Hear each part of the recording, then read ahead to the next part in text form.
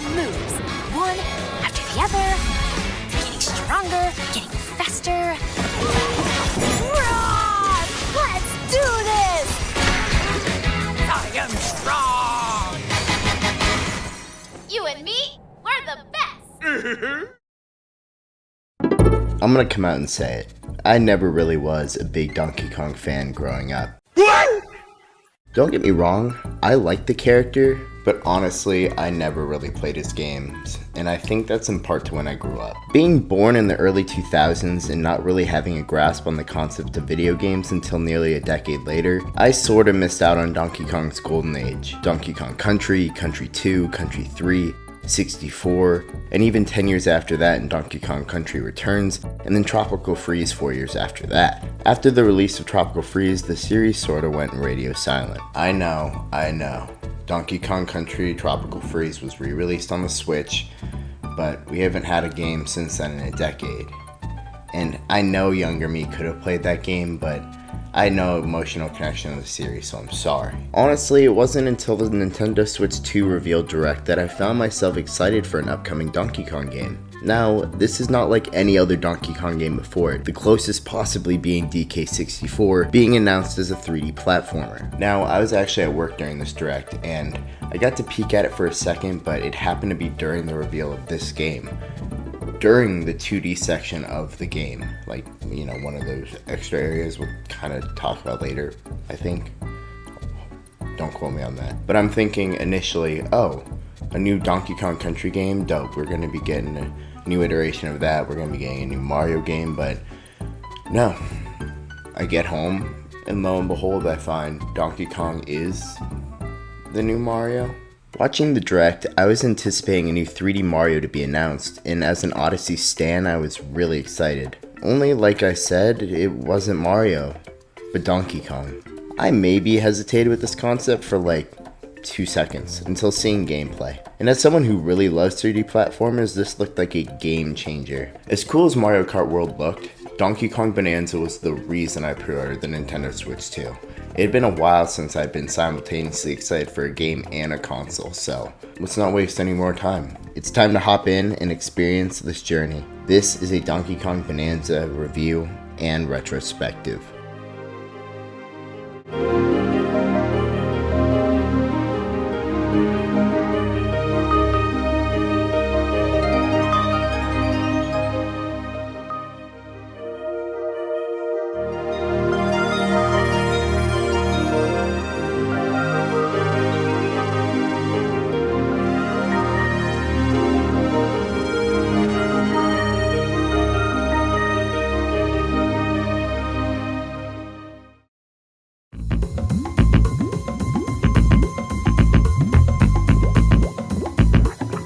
After the release of Mario Odyssey, including the game's overall development, the game's team would be given an unexpected task: make Donkey Kong in 3D again.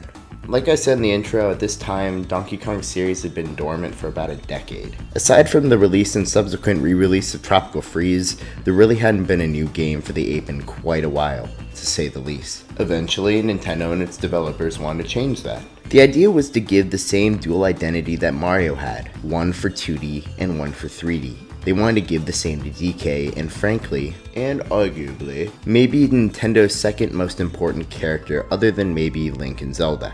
This perspective would eventually lead to the development of what would become Bananza. A team would be put together built upon modern Mario's DNA to develop this game and ultimately answer the question, what makes Donkey Kong Donkey Kong? The team would approach both Shigeru Miyamoto and Yoshiaki Koizumi, I hope I'm pronouncing that right, sorry, to find this answer, learning to emphasize DK's expressive, almost cartoon-like strength and overall goofy charm. And from those conversations, the identity of the game began to form: destruction with that Donkey Kong charm. Using the new box technology that Nintendo has been experimenting with, the terrain in a world could crumble and be destroyed in real time, allowing Donkey Kong to dig upwards, downwards, and side to side at practically any point on the map. Now, Bananza's development initially started on the original Switch, but with the advancements in gameplay, it was obvious choice to put it on the Switch too. With the new development in Donkey Kong series, developers and art directors felt that a completely redesigned DK would go well with the series' new era. And after a long back and forth on ideas for DK's new look, a consensus would finally be reached. Donkey Kong's new look would blend his classic arcade goofiness with his ruggedness from the Donkey Kong Country series, which his new design would actually debut in the Mario Bros. Animated movie and Mario Kart World before the release of Bonanza. Now, implementing core mechanics came naturally. DK loves destroying shit with his fist. On the other side of that coin, designing levels around this freedom of destruction proved to be a true challenge. Early prototypes of the game included forms of the game's eventual transformations for Donkey Kong, and with those early transformations came unique songs. The team wanted to dive deeper musically, not only with the transformations, but the game as a whole. This perspective would lead the team to bring in Pauline as Donkey Kong's companion, whose power is singing, playing a huge role in DK's eventual transformations. Now, in the original reveal trailer, Pauline was deliberately omitted, replaced by another figure, a little purple rock called Odd Rock. She was also hidden in the cover art, I should know. This was to preserve the reveal for an upcoming Bonanza Center Direct. Unfortunately, it didn't really happen that way. Before Nintendo intended to reveal Pauline, they revealed Pauline, sorta. A promotional image of Bonanza appeared on the Nintendo Korea website, showing instead of Odd Rock, a young, childlike version of who we'd learn is going to be Pauline. Pauline's last appearance was as an adult in Mario Odyssey, so is this game a prequel? I mean, it's gotta be, right? I mean, I'm genuinely asking. Spoiler, like, they don't explicitly answer this by the end. The Bonanza Center Direct would then come and would go in depth on the game, stirring up a lot of hype within me. And it looked awesome. Pauline officially being revealed, and her role in the story seemingly to be really significant, evidently forming an emotional bond with DK through the story. This looked like an upcoming masterpiece I could not wait. And after a long wait and a lot of Mario Kart World, it was time to play the shit out of Bonanza. So let's hop in.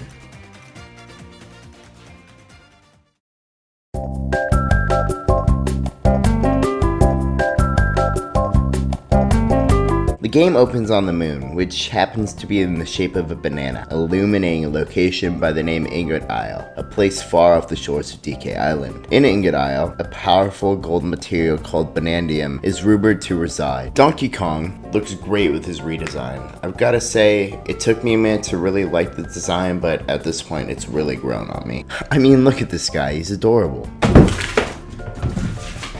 Anyway, Donkey Kong leads a crew of prospector monkeys that frankly look like a clone of Diddy Kong to investigate those previously mentioned rumors. This is where the game begins. My leg! We begin with DK underground, wearing a minor fit, mind you, mining for the Banandium gems, immediately seeing one after we're greeted with him. Right out of the gate, I began testing the controls and possibilities with DK's destructive ability, and well, I fell in love. DK is so much fun to control. I love punching the shit out of everything and destroying it. It's so satisfying, and this is less than a minute into the game. Well, I already know I'm gonna love this. Destroying the Banandium gem is quite satisfying as well. Oh yeah, is one of the funniest parts of this game. Though I'm not a Donkey Kong diehard fan, the phrase did sound familiar to me, and learned that it came from the series' last 3D game, DK64. I could tell even seconds into this game that it was going to be a love letter to this whole series. Once I destroy the Banandium, I can't help but getting lost in destroying things around me. Being a Gen Zer with brain rot brain, it's really satisfying destroying everything around you. It hits the dopamine receptors in just the right way. I mean, it makes the game feel really addicting. I sort of expected this, to be honest, but as I began to play, I couldn't help but destroy everything around me to start out the game. This was 1000% Nintendo's intention. I see you. You're not sly.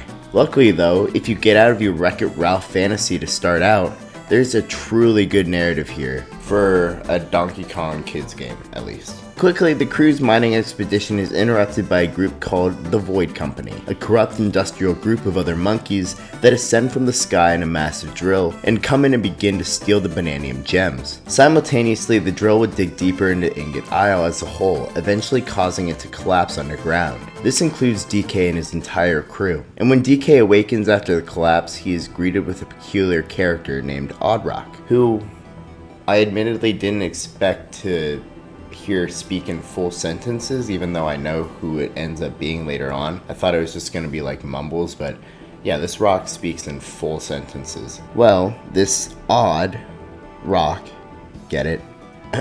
Oddrock then joins DK as the duo decides to descend deeper underground to follow Voidcow. And I gotta say, so far, I'm thoroughly impressed with all the cutscenes. It really feels like a Donkey Kong anime in a way, and I'm feeling really immersed and I can't wait to see what's next. Anyways, the duo, and well, our journey, begins in the Lagoon Lair. The cool aspect about Oddrock that I forgot to mention was their Make Music feature, allowing a pathway to form where we need to go in each layer. The making of music will come more in handy as we go, but for now we're in the Lagoon Lair. Alright, sorry, I forgot to mention skill points. Yeah, every Bananium gem you destroy will give you a set amount of skill points to upgrade Donkey Kong. This will also become more important as we go along. Alright. Now onto the Lagoon Lair. Now, the Lagoon Lair is a gorgeous and lush area with flowing water in every which way. It is also a great area to help you get your bearings on the controls of the game and, well, just the whole vibe really. When the duo arrives in the lair, they come across a blocked reservoir that seems to be covered by a void trademark stake, which was protected by these creatures called the Crocoids. After destroying the blockage and restoring the water flow, we then descend down to the sublayer.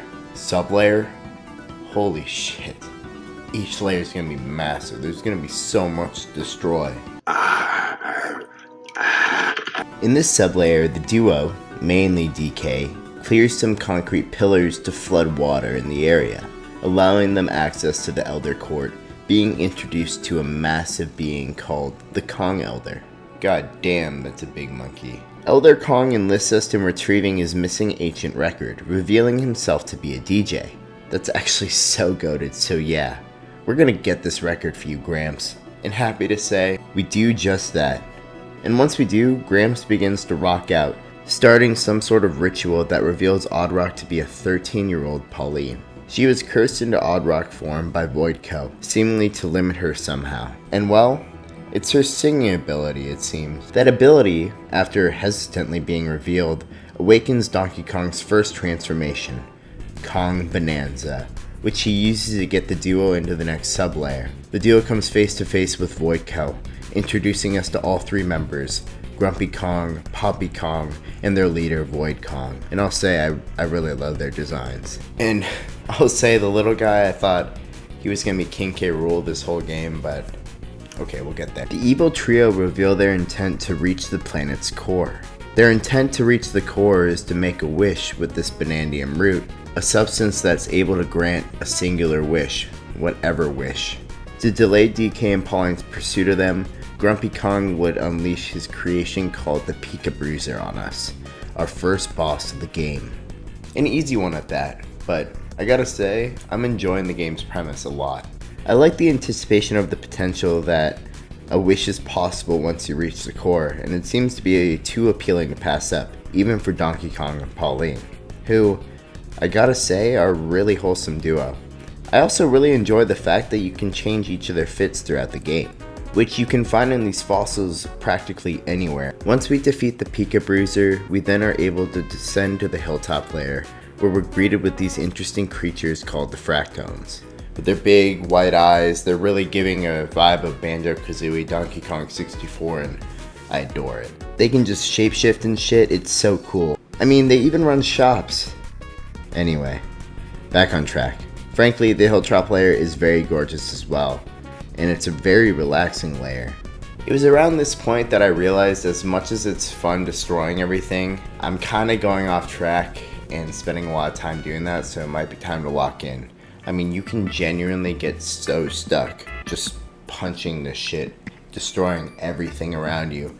You just gain gold every second. Like it's like I said earlier, it's a dopamine hit constantly, but it feels so good. So it was around this time where I'm like, okay, I need to start getting the story because I've been spending a lot of time doing this. I should also take in all these unique layers for what they are throughout the story. In the post game, maybe I'll destroy everything.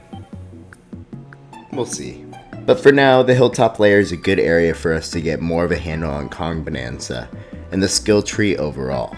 Through the help of the Fractones, we learn their layer's sinkhole, our entry into the next layer is blocked off by a massive banana-shaped dirt mound. And once we arrive there, by rock surfing I should add, we're greeted with the aforementioned banana-shaped dirt mound, but discover it's covered in a Voidco trademark terrain, which we quickly clear by whooping a Terravoider's ass. And once that's over, this allows Constructone, the Bob the Builder smurf the Fractones, agrees to destroy the dirt pile for a fee of some of our gold. Bitch. I obliged because what choice do I have? And he destroys the dirt banana, making way for the next layer. But first, a free fall. Yippee! We then enter our fourth layer, the canyon layer. And the layer is decorated with a rocky, mountainous terrain. To travel this terrain, the layer is filled with mine carts to help us traverse the range of distances between the layer, a fun feature that calls back to the old DK games. Also in this layer, we're greeted by giraffe-like Fractones that inhabit this area. It's a giraffe! These are my favorite Fractones of the game. When the duo arrives farther into the layer, they learn that Voidco has stolen the Fractones' bananas. Also in this layer, we're greeted with a very adorable creature, the elevator. Hehe. Get it? You're not laughing.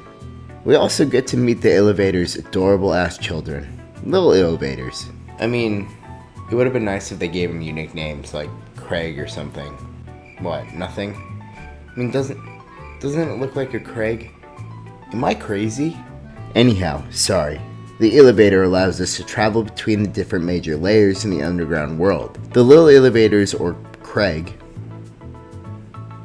allows us to travel between the sublayers within each primary layer, a feature that I really like and will be important throughout the entirety of the game. In this layer, I'm also greeted with the prospective outfits for both DK and Pauline that have stats. Oh frick yeah. Initially when these were revealed, I didn't really think I'd want to use them, but they quickly grew on me like Mario's fits in Odyssey, or SpongeBob's fits in Cosmic Shake. Okay. Back on track. We travel to Longneck Plateau Village, where a Fractone directs us to the Bananium Refinery. After breaking into the refinery, we're greeted with Grumpy Kong, who is controlling a massive crocoid-like abomination of a creature. What the hell is even that? We kick its ass, using Bonanza mode. Shh. It's kinda OP and, well, I sorta needed it. Sorta. Grumpy Kong then gives us access to the next sublayer just like that. Thanks.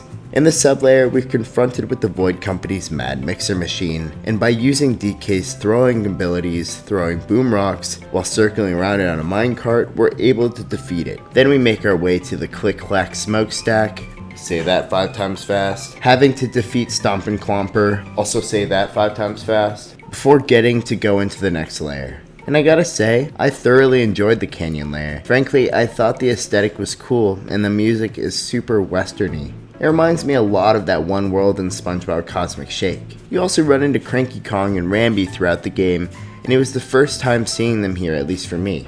Well, time to go deeper underground. And I really gotta say, I do genuinely enjoy these freefall sequences. I don't know what it is, maybe I'm easy to please. After the beautifully magnificent and majestic freefall, we landed in an intriguing area called the Divide, a crossroad between the forest layer and the frozen layer. The one we choose will be our next one. I ultimately decided on the freezer layer due to my new pants.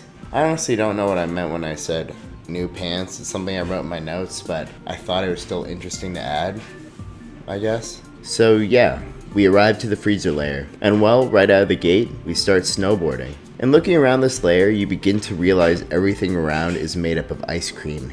Even the rivers are molten chocolate. The music here is beautiful, really creating that wintry vibe efficiently. And in the freezer layer, zebras reside. The zebras explain they're currently struggling with a sudden deep freeze. They proceed to ask us to investigate the coating tower that regulates the region's temperature. And to reach it, we must visit the Zebra Elder in the next sublayer. So we do that.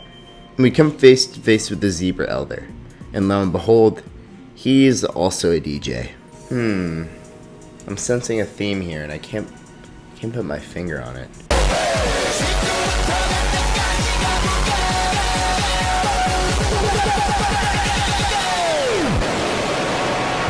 Gangnam Style.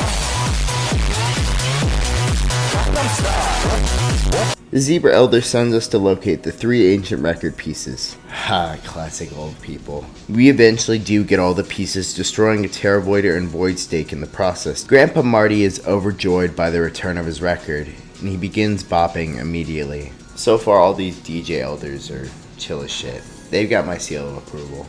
Through the DJ busting beats and Pauline's voice, Donkey Kong turns into a Zebra Bonanza. This Bonanza power allows DK to transform into a zebra that runs really fast and is able to traverse zebra-specific paths. And I've gotta say, the design is pretty cursed. It's kind of got BoJack Core written all over it. Everybody loves you, but nobody likes you.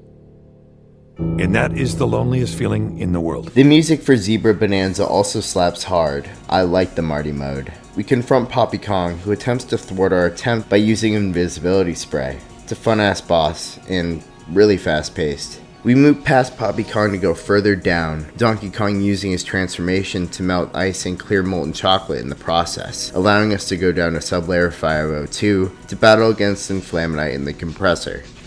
Can you guess what we did? Fell to ass, baby. This ass kicking allows us to continue our descent farther down. And at this point, I'm thinking I've enjoyed all the bosses and layers so far. I'm beginning to wonder, is this going to be one of my favorite games ever? Maybe too early to tell, but I guess we'll see. On to the next layer. Or so I think. What I thought to be the forest layer directly after, turns out it's a bit of an ominous place called the Junction. We're only here for a moment, needing to devoid the island we landed onto. We then get back to the divide, to then journey to the forest layer, but after another fun freefall, we arrive. Immediately, I was infatuated with the beauty of this layer, which is obviously a common theme with all these layers. Give me a break. Genuine props to the designers, really. I'm really stoked to see what Mario looks like. Anyways, this layer is so lush and green, with a calming stream of water below. The music also slaps. And in this layer, opposed to the zebras and freezer layer, we are greeted by ostriches who inhabit this one. Would it surprise you if I told you there's an ostrich elder? I didn't think so.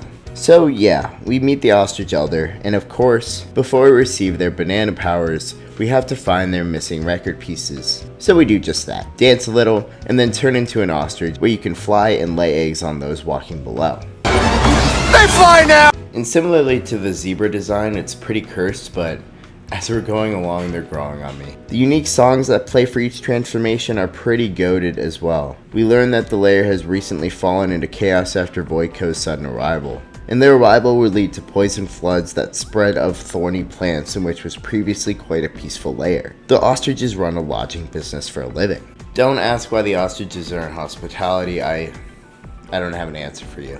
I mean, they run a place called the Eggshell Hotel.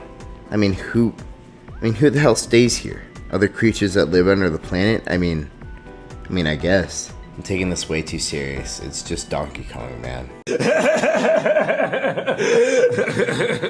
With DK's newly acquired ostrich abilities, him and Pauline enter sublayer 602, clearing out poisonous vegetation that was beginning to take over the forest. And eventually we reach the source of the infestation, a massive magical plant secretly grown by Grumpy Kong called Abracadabra. Also say that 10 times fast. This boss is fun but pretty easy.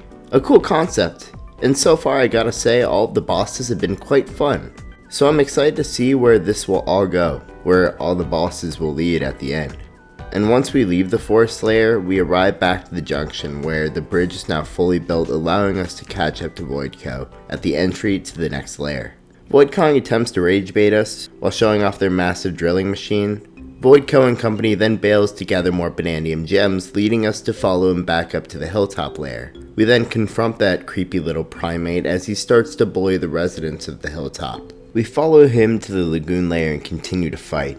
Void Kong's ass keeps getting kicked, so he keeps running. And I really like that they took us to different layers for this boss. It really feels like there's a lot of world building here and a lot of immersion. It just feels like all these layers are going to be more important too later on, as well as in the end game and the post game. I'm just excited about this game.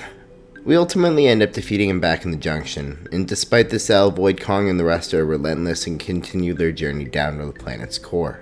Before they continue downwards though, Void Kong demands Pauline to return to Voidco, and insinuates her wish won't come true even at the planet's core. The evil trio departs, leaving Pauline questioning what Void Kong's true goal at the end of all of this is. And I gotta admit, I'm still getting used to Pauline having a full-on voice actor. None of the other characters do. I mean, they do, but they don't speak full English. Pauline does, so it can feel a little corny at times. Of course not for you, so stay away!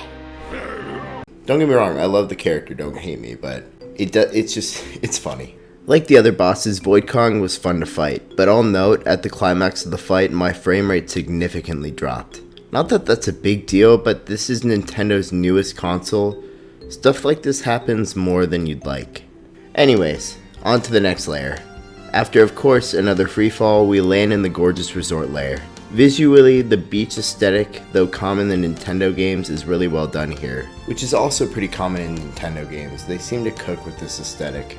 The soundtrack is also very immersive, and this layer serves as a relaxing getaway for us, between a big boss battle and the next Bananza ability. This area features bright water, warm sand, and the introduction of a new item called the Liftoff Ore, which pretty much does what it's named after. Liftoff. You can also punch the creatures made up of this stuff to create a tall bridge from liftoff from the punch to wherever they land, especially to get up to the layer's floating islands. That might just be me though. I might just be special like my doctor says. This ability would become more important throughout this layer, but for now, shortly after discovering this ore, I began to mess around. And I really like this layer if you couldn't tell. This is probably, off of vibes alone, honestly, my favorite layer so far. That's why he's the GOAT! The GOAT! In the middle of the map lays a striking landmark, a massive cube-shaped watermelon perched atop a giant banana-shaped rock that completely blocks the entryway to the next layer. Unfortunately, we have to destroy the watermelon, which made me sad. Oh, boo-hoo! Let me play a sad song for you on the world's smallest violin. Fortunately, other cube fruit are scattered around the layer for DK to mange, but also to start food fights. All good things must come to an end though, and our time in the resort layer is now up. On to the next, of course through a freefall, and we land the Tempest layer, where it's rainy as hell. There's thunder too, and it feels kinda ominous, an aesthetic out of old Scooby-Doo it feels like. Like shit's about to go down. That thought process lasted about 5 seconds until I met the inhabitants of this layer. Cute elephants in rain jackets.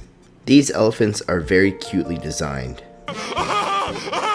It's a giraffe! Boo! You suck! When an actual animal species lives in one of these layers, an elder of that animal is sure to follow, if the pattern continues the way it has. To be honest, the reveal of the elephants and the subsequent realization that we're going to be getting an elephant bonanza through an elephant elder was a big shock, but it made me excited because this was the first bonanza that wasn't revealed before launch, so let's see what's going down in Funky Town. Yeah, so I tried to go into this game as blind from spoilers as I could. So before reveal, only the ostrich, zebra, and original Kong Bananza were revealed to me. This elephant mode is a very pleasant surprise for yours truly. If you couldn't tell, I like elephants.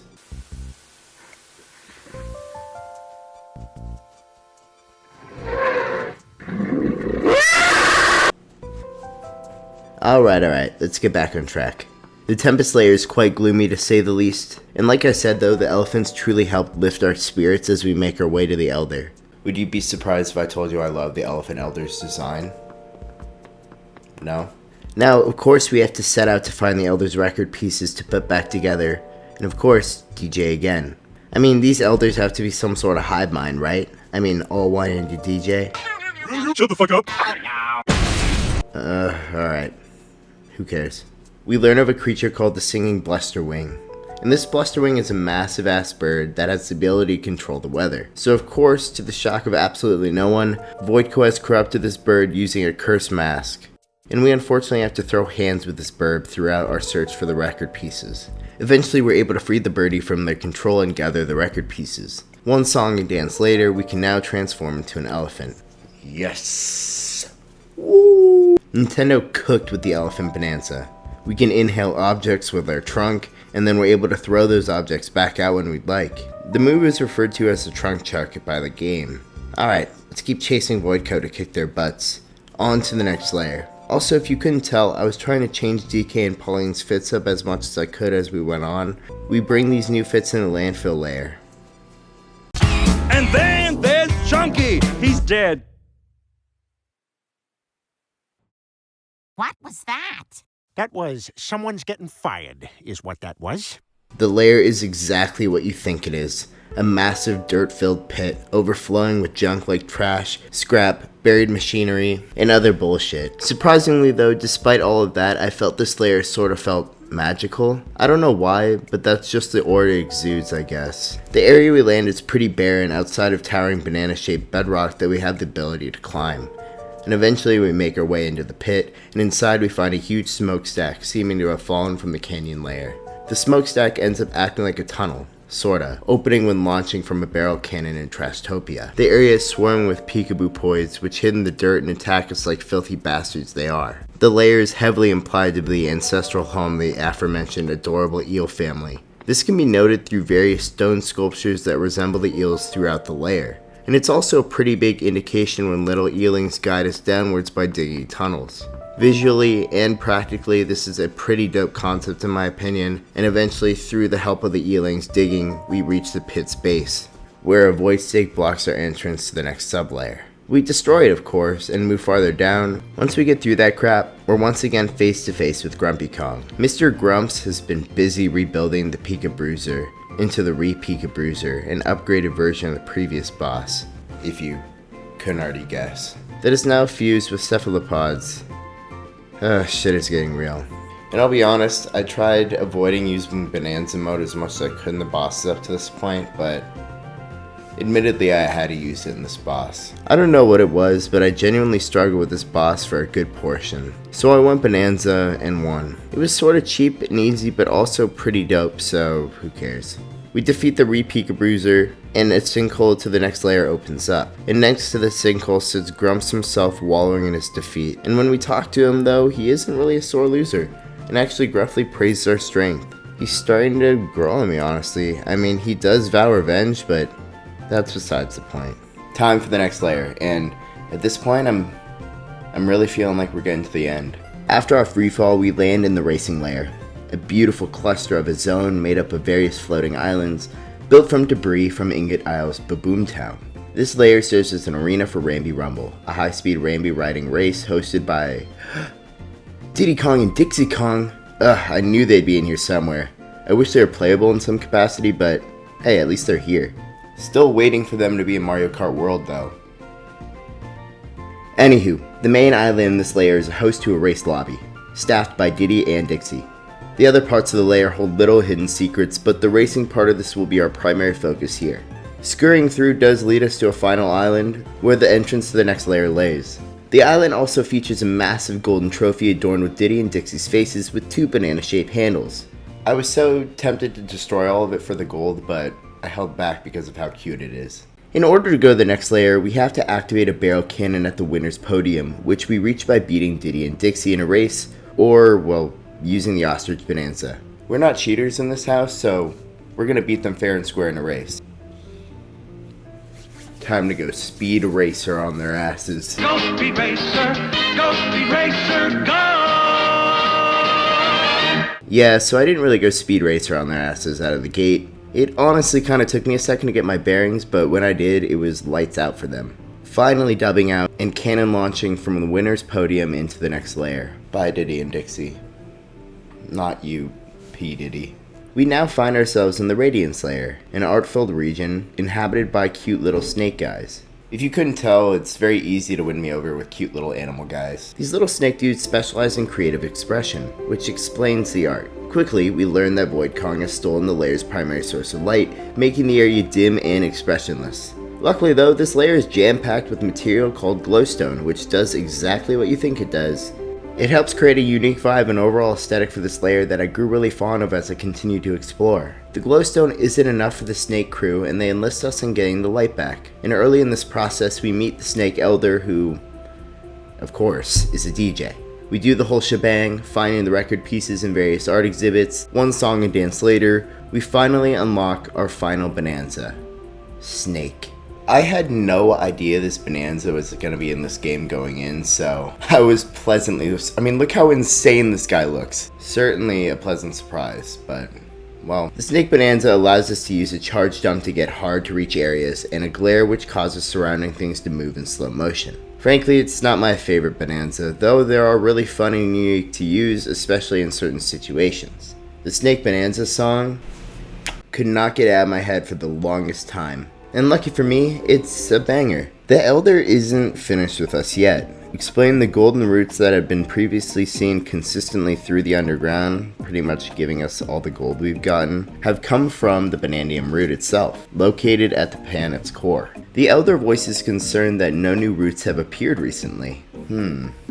You might be onto something, old man. We continue through the layer, making our way to a sublayer where we climb the solar control power to reactivate the layer's synthetic sun, aka their light source. Let there be light. To do this, we once again had to go through Poppy Kong, and a goated fight song I should note, and of course we put Bell to ass, though admittedly it was a pain in my ass. Just a bit. But it wasn't as much of a pain in the ass for me as it was for Poppy, because this L actually causes her to resign from Voidco. Pretty much joining our side, but we'll kind of get there. The layer hasn't concluded yet though. We have to go into another sublayer where we're again face to face with Grumpy Kong. This boss was also a pain in my ass, mainly because I'm slow, but also because I really don't know what was happening. I did eventually get my shit together, and the boss was actually pretty good when I did. Man, Grumpy Kong doesn't have shit on us. After killing me a few times, maybe. Okay, maybe one time I died. Maybe. I don't know. Maybe. Our celebration for our victory is short-lived. Pauline is suddenly abducted by the big-ass Great Harmonial, leaving Donkey Kong unconscious and alone at this point. I mean, where the hell did this come from? DK then awakens inside of what seems to be a jail cell of sorts. So, we're presumably in a prison? No shit, Sherlock. Oh wait, I'm talking to myself. We discover that we were arrested and jailed by Fractones charged with destroying their disco. What? DK easily breaks out of his cell by digging, and he explores the prison to find Pauline. And what's great and pretty hilarious about this prison is the fact that some of the Fractone guards are actually actively rooting for DK to break out. Some are even helpful as we explore the prison. We discover that Poppy, not Pauline, is occupying the other main cell. Well, I guess it couldn't be that easy. We free Poppy, and after doing so, discover we are located in the Groove Layer, an underground music hall where all three of its sound sources have been blocked off by Terravoiders. We, of course, destroy the Terravoiders, allowing sound to travel back into the main disco hall. Now in the process of doing all this, Poppy begins to explain that the Harmonial that kidnapped Pauline was being controlled by a Void Code Mindbender mask, the same type of device that was previously used on the Sinister version of the Bluster Wing. With the music popping in the Groove Layer again, DK lays out one nasty drum beat in order to summon the Great Harmonial to him, which it slaps. The Harmonial is easy to predict, it seems, appearing at the sound of DK's beat. Poppy, who is clearly leaning towards our team in the story now, sets up a barrel cannon that allows DK to launch himself into the Harmonial's mouth, which doing so allows him to save Pauline, who is temporarily reverted back to her Oddrock form. This game is so chaotic, but also so goated. I mean, who would have thought you'd be running around this eel's stomach? Oh yeah, speaking of this eel's stomach, we find ourselves in the Feast Layer. Hell yes. I'm so excited that we're finally in the Feast Layer. I saw it in concept art before the game came out, and I was really hyped, and as I was going through this game, I was losing hope that we were going to get there, because it felt like we were progressing to the end, but now I'm really hyped. But now I want a cheeseburger. Nah, no bibs, man. Now I should note, as I somewhat insinuated a second ago, the Feast Layer is somehow in the eel's stomach. So yeah, we gotta avoid stomach acid. As delicious as the food looks, it probably isn't safe for us to eat, but that might not stop Donkey Kong. Curiously though, the layer seems to be themed in a Food Lion amusement park hybrid, which I find pretty neat. There's also a minecart roller coaster that helps us traverse through the various attractions this amusement park had to offer. And yeah, remember when I just said that we're in the eel's stomach and there's stomach acid? Yeah, remember? The layer introduces a substance called muck made up of the acid, and it forms another creature called muckoids, and it attacks us. We're able to beat them by dissolving them with salt. Thank you, salt. The most eye-catching feature of this layer is the banana burger. Ew, a banana burger? Anyway, the banana burger is a 200-meter tall sandwich that is gradually built by us after activating 5 burger switches scattered throughout the map. Hamburger. I should note I enjoy that we need all the different bonanzas in order to flip all the switches to stack it up. I feel like that's a great feature, and honestly, I think it's going to get us prepped for the boss. Or main bosses, I don't know, we'll see. Once we complete stacking the burger, bitch-ass Void Kong himself appears, placing a steak inside the top of the burger before escaping. That little shit is relentless. DK and Pauline climb atop the burger and destroy the steak, and this leads us to drop into a sub-layer. The layer is a factory section overrun by muck, and a variant muckoid that's able to spit metal melting acid. That's just great. It takes a moment, but we navigate through the facility, reaching the loading bay where we come face to face with Muckety Muck, this layer's boss. Muckety Muck. Muckety Muck. Marky Mark and the Funky Bunch. We make light work of Muckety Muck and the Funky Bunch by throwing salt at him. Ha! Weak. This was a fun boss, I've gotta say, but there's no time for reminiscing. It's time to destroy this newly revealed Void Steak. And when we do, it leads to the next layer, the Forbidden Layer, continuing our pursuit of Mr. Little Man Syndrome. Yeah, I'm talking about you, Void Kong. What you gonna do about it, huh, bitch? Entering into the Forbidden Layer, I gotta say, this area is pretty fucking cool. We're definitely nearing the core now. That means we're nearing the end. Now, instead of when I said it earlier. And it feels kind of somber, kinda. I don't know, I've had such a great time, but we have time left, so let's finish this out. Let's get that Banandium root. To start out, we use these cool rocks similar to the rainbow ones from earlier that allow us to create a bridge based off the direction and trajectory of the materials thrown by DK. Yeah, the whole vibe of this area is different, and we're definitely nearing the end. But I have to get more gold to advance, so them greedy ass fractones. So yeah, I guess somehow even after getting overly distracted destroying things all throughout the playthrough, I have to go back and break more and get more shit. I guess I died a lot and lost a lot of gold, okay? Okay, I didn't die a lot.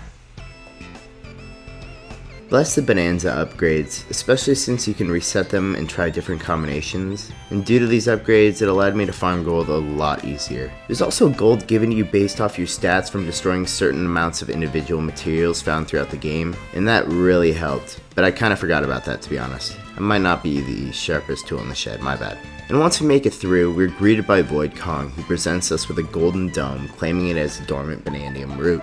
It kinda looks familiar. Void Kong claims that Pauline singing is the only way to awaken the Banandium root, under this dome. Of course, she refuses to do so in this little bitch monkey's presence, and Void Kong is of course angered by this. Thus begins a battle between us and him without the ability to use our Bonanza formations. And I'll be real, this boss did actually take me a minute to beat, but I did eventually put Bell to ass after it happened a couple times to me before that. Thank you, Skill Tree, for allowing me to move my skill points. I would have been screwed without you. Though we were able to defeat Void Kong, he's able to retaliate by using his All Mine remote to turn Donkey Kong into Odd Rock form, completely immobilizing him.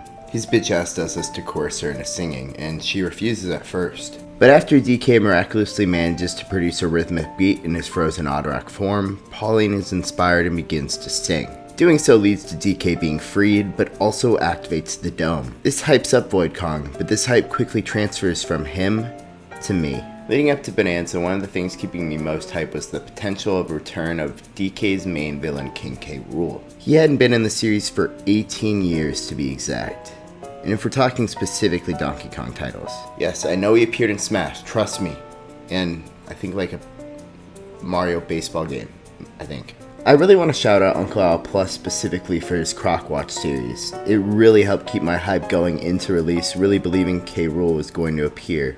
And well, Void Kong is suddenly punted away, and what stands before us is no other than the King Croc himself.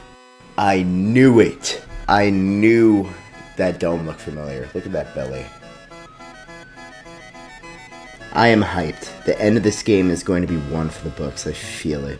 k.rool reveals to us that he had been trapped underground along with the rest of the Kremlin crew in search of the Banandium root. And now that he's free, k.rool wants to finish his mission. Leaping into the sinkhole below us, we immediately follow suit. We are placed in an area called the Kremlin Courtyard, after a quick freefall of course, where we're greeted with real flesh and bones. Not just bones, Kremlings. Hell yes. I'm not even the biggest DK fan in the world, but all this stuff is sort of making me emotional. I can't even imagine what it was like for diehard fans like Uncle Al. Oh my god! Look, he looks rare! Oh my goodness!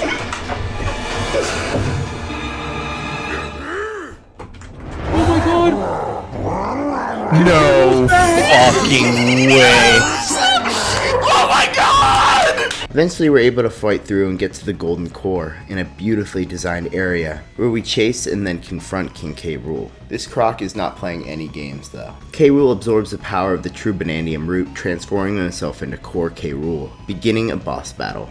Oh yeah, let's do this! I gotta say it, k.rool looks badass. This fight is a lot of fun to go through in a really beautiful setting, gold everywhere. We use all the bonanzas to whoop up on the croc's ass, setting his own cannonballs back at him while simultaneously avoiding this black substance that he drops on us as the fight progresses. It took me a few tries to beat this boss, but I finally did it. The Banandium root is suddenly released once k.rool is beaten, the story seeming to reach its end as DK and Pauline make their wishes. The root, in response, begins to build a pillar of bananas that propels the duo towards the planet's surface. This ending, unsurprisingly if you're a Donkey Kong fan, unlike me, like Die Hard anyway, is a fake out. Now, it's a dope fake out with the credits and a new Bonanza logo. I was sitting there thinking that something was off. k.rool regains consciousness in the middle of our duo's ascent, chasing after them with his propeller pack all the way to the surface. And when we emerge, it's revealed that we've arrived in New Donk City. And I'm not gonna lie, I really don't understand the Mario timeline at this point. No lie, I thought it would be revealed that Pauline named the city after DK, but I guess not. Really dope Odyssey reference though. k.rool follows us into New Donk City, somehow still a hold of the Banandium root. I mean, didn't this motherfucker already get his wish? Am I tripping? Anyhow, k.rool using the Banandium root corrupts it into rotten Banandium mush, covering the entirety of New Donk City, as well as bringing his Kremlings and releases them on the city. DK and Pauline traverse through, kicking Kremling ass along the way, and finally arrive to a floating ring arena in front of the city hall. DK64 reference. And confront King k.rool once again. And somehow k.rool is able to use the power of the Banandium root once again, transforming himself into a venom-like version of himself, declaring his new title as the King of Rot. And well, yeah, he's become an animal. So, I'm becoming increasingly intimidated at this final fight, but nothing else to do but jump in. And I gotta say, the King of Rot design is awesome, and though I'm intimidated, I'm also extremely hyped about how high of a note this game is seeming to end on. And I'll admit, it definitely took a moment to beat the King of Rot. But of course, after getting it a few times myself, I put belt to ass, and defeated the King of Rot. With his defeat, the Banandium mush vanishes, restoring New Donk City back to normal. And that's it. No fake out ending, and we actually win. The duo each continues to commit to their individual wishes, Pauline reaffirming her dream of becoming a singer and performing for the people, while simultaneously understanding that Donkey Kong's path might not be the same as hers, and they may need to depart in order to achieve the lives that they're each striving for. And man, it's genuinely a mature message. Sometimes you really have to go on a different path than someone you really care about in order to achieve your life goals, which is a really melancholic but realistic outcome of relationships throughout life. DK and Pauline ultimately part ways. Donkey Kong Return to the Underground, while after the game's credits, shows Pauline as a street singer in New Donk City, granting her wish. That ends the main story of Donkey Kong Bananza. Now, there is obviously a post-story aspect to this game, which I played briefly, but not fully honestly. DK is also now on his own, no Pauline, which also means no Bonanza transformations. The moment I realized that, I knew Pauline and DK weren't going to be apart for long. And well, I was right. They weren't apart for long, reuniting to search the rest of the underground world. And honestly, I haven't played through all the post-game like I said, as it's much fatter than I anticipated, but I have a genuine desire to go back and finish it all at one point, so I know this isn't a full-ass retrospective, I get it. And yes, there's also been a DLC release for this game called Donkey Kong Island and Emerald Rush, which is an expansion that adds DK Island and its iconic landmarks, as well as other characters we've met previously, including Void Kong, surprisingly. Void Kong originally came to the island to set up a mining operation, but after initial hostility, he shifts to desperation, asking DK and Pauline to mine emeralds for him, scattered throughout the underground. And amused by the situation, Pauline convinces DK to go along with it. The duo are now temporary Voidco employees. There's definitely more to this DLC, but I'm gonna be honest, I didn't spend the $20 on it. I just didn't feel like it was worth it.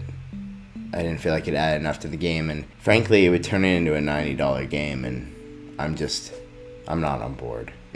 I love the game as much as I love it. It's just, yeah. It also just didn't look that interesting. If they had like a whole new layer that was like a whole new species, a new Bonanza mode or something, a whole new like story mode. I mean, there's a lot of potential, and they still could. Again, this may be premature to call this a full retrospective, but part of me has doubts that Nintendo has a lot more planned for this game. And is it exciting that DK Island is back? Yeah, of course. And if there's enough substance in this DLC to warrant a $20 price tag, I may get it at some point if it does decrease, but as of now, it's not happening. So, yeah. Barring any additional DLC that may arrive in the future, that was a retrospective on Donkey Kong Bananza. So it's time to wrap this baby up.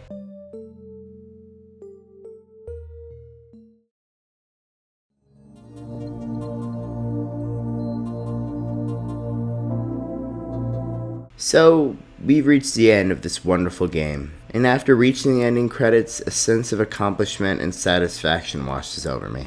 I'm just at a loss, honestly. It was everything I wanted and more. When the game was first announced, I felt it in my gut that this was going to be something special. And though I'm not an avid Donkey Kong fan, I feel like this game is a great introduction to a series for anyone. It's also a doorway into what the future of a series has the potential to be, and also what the series once was. After playing this game, I've honestly never felt more motivated to play other Donkey Kong games in my life, so I'll keep you posted if I do. Maybe I'll make a video. Back to what I was originally saying. Sorry. Donkey Kong Bananza is so special because it is simultaneously a bridge between the Donkey Kong franchise's past and future. A genuine redefining game for the entire series. A 3D platformer that may ultimately help revolutionize the genre. Man, I loved this game. A game I would easily recommend to anyone. But play it when you can. Nintendo aren't making things cheap right now. I mean, who would fold and buy that shit? It's so expensive. Wait.